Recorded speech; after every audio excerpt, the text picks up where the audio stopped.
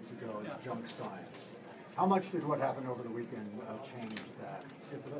Well, I mean, look, I think the Washington Post said it best. They said that it took this from rumors to a legitimate national question. And she's got to answer it. I mean, I don't presume anything terrible. I hope she's okay. As I said in there, I think people ought to keep her in their prayers. And I hope, our goal here is to have two healthy candidates fight it out to election day.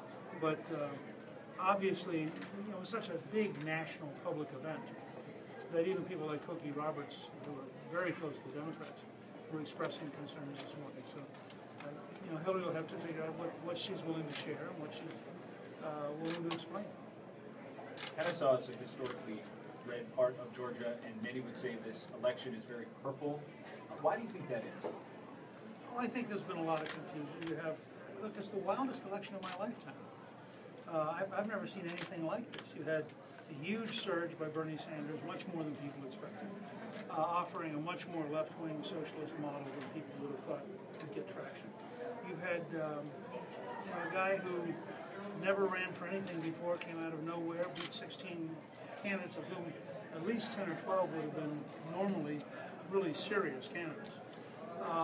So you have a very different environment than I've ever seen. And you have Hillary, who should have been sort of the presumptive dominant figure, but the various self-inflicted wounds have, I think, caused her to never quite be able to consolidate her position. So it's a much different race than I've ever seen before.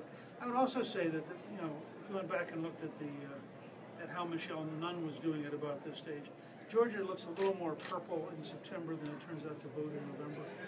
And I'm pretty confident. I was talking to Matt Towery today, who knows the state very well, has done polling here for 30 years. And he said he's very confident that Trump will carry Georgia. Mr. Speaker, you brought up debate several times. You continually said debate, and then you said can't have a discussion on the real world issues. Do you think that's one of the reasons why the media and the Clinton campaign is focusing on Donald Trump's lack of foreign policy knowledge?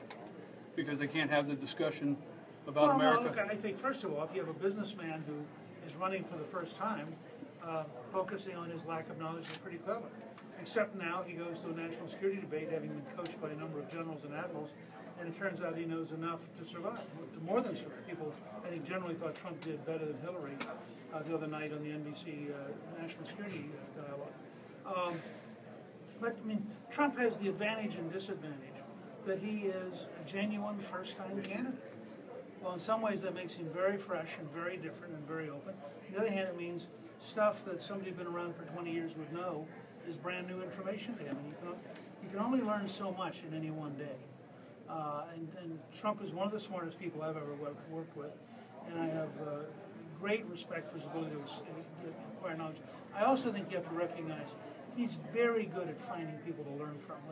When he decided he wanted to work on the problem in Milwaukee, for example, the first two people he had were Sheriff Clark, who was very widely respected in Milwaukee, and who's an African-American, and Rudy Giuliani, who did the most amazing turnaround in modern municipal history anywhere in the country.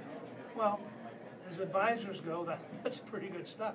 And I think you see a Trump who is learning very rapidly, who gets a little bit better every week, and who clearly, by any reasonable standard, will be able to assemble a professional team to run the country if he becomes president. He's talked about having a secret plan to deal with ISIS and then subsequently consulting generals to tweak the plan. Do you think he has a secret plan, or is that something? I think he has a set of instincts, and I think General Flynn, who retired as a three-star general as the head of the Defense Intelligence Agency, has been advising him, and I think they brought in a number of people to advise him. And I actually think, frankly, he's on to something important in saying, he's not going to tell our opponents what we're necessarily going to do. I think there's a certain virtue to saying, the United States has enormous capacity to do things that it wants to. And so you don't necessarily have to signal in advance exactly how we're going to solve these problems. It's been a long time on your speech about African Americans. Yeah. The Democrats haven't done anything before that. When the Republicans have been in power, what can you point to that Republicans have done? Well, you just heard, for example, a farmer get up and point out that when I was Speaker, that we in fact passed legislation to enable black farmers to have an extended period for litigation because they're in the process of being ripped off by the U.S. government. So I think there are things we've done. Part of it is I would assert things like school choice are really central to the future for, not for people who are well off and live in good neighborhoods, but if you're trapped in a bad school district with bad schools, and if the union contract makes it impossible to fix the schools, then school choice becomes a really, really central issue. And what are you doing?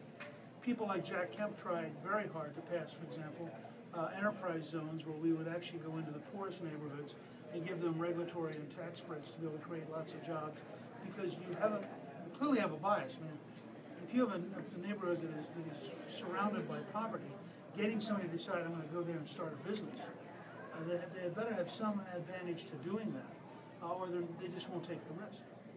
What do you consider former President Clinton more conservative than Hillary? Oh, just look at what he said and did. I mean, Bill helped create a group that was designed to move the Democratic Party to the center. Bill was in favor of welfare reform. He was in favor of a balanced budget. By any reasonable standard, she has moved far to his left. I think now part of it is that the world's changed, the Democratic Party's changed. This is a dramatically more left-wing party than it was in 1992. Do you think Donald Trump should still focus on Hillary's health? No, I don't think he should, and I don't think he's going to. I think that what we've seen so far is he's been very careful to say that he hopes that she's okay and that that's not a campaign issue. I mean, Donald Trump has tons of issues to focus on, and I think it would not be helpful to get into some kind of conversation about her health from the standpoint of the candidate. Okay? Thanks, Good to be with you.